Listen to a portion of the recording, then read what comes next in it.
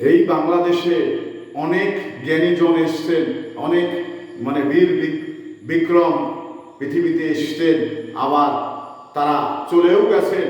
তো সেই ধারাবাহিক বা সেই মানুষটির কথা হয়তো অনেকেই ভুলে যেতে পারেননি বা ভুলে যায়নি।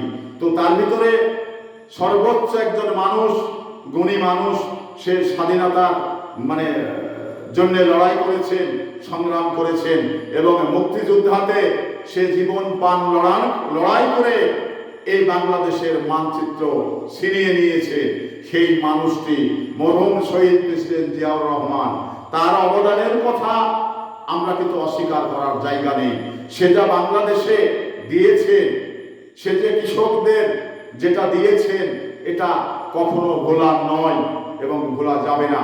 তো শহীদ প্রেসিডেন্ট জিয়াউর রহমান অল্প সময় ক্ষমতায় এসে এদেশের মানুষের যে ভাগ্যের পরিবর্তন ঘটিয়েছিলেন, এটা কিন্তু নিঃসন্দেহে এই বাংলাদেশের সবাই জানেন। তো এই বাংলাদেশের মানুষ এই কারণেই জিয়াউর রহমানকে ভুলতে পারেন না। এবার আপনার এই জাতীয়তাবাদী দলের প্রতিষ্ঠাতা শহীদ প্রেসিডেন্ট জিয়াউর রহমান, সে এই বাংলাদেশের জন্য যে ভালোবাসা দিয়েছেন, যে জীবনের বিনিময়ে এই বাংলাদেশটাকে উন্নয়নের রোল মডেল হিসাবে সে দেখিয়েছেন, আসলে এই কথাটি ভোলার নয়।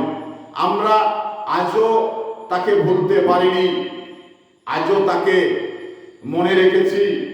তো এই মানুষটি, মহান মানুষটি আমাদের মাঝে নেই।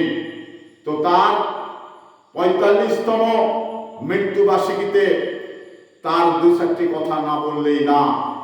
তো এই শহীদ প্রেসিডেন্ট জিয়াউর রহমান যখন এদেশের মানুষকে খাল কেটে আশার আলো দেখালেন, বিপ্লবিক পরিবর্তন নিয়ে আসলেন, এটা জনগণ কখনো বলবে না।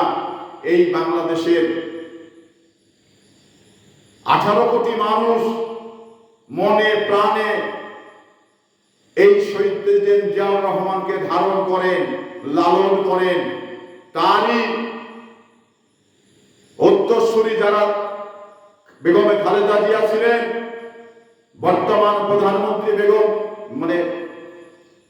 তারেক রহমান সাহেব, ওনার এই শহীদ প্রেসিডেন্ট জিয়াউর রহমানের সুফল এই বাংলাদেশের মানুষ ভোগ করছেন।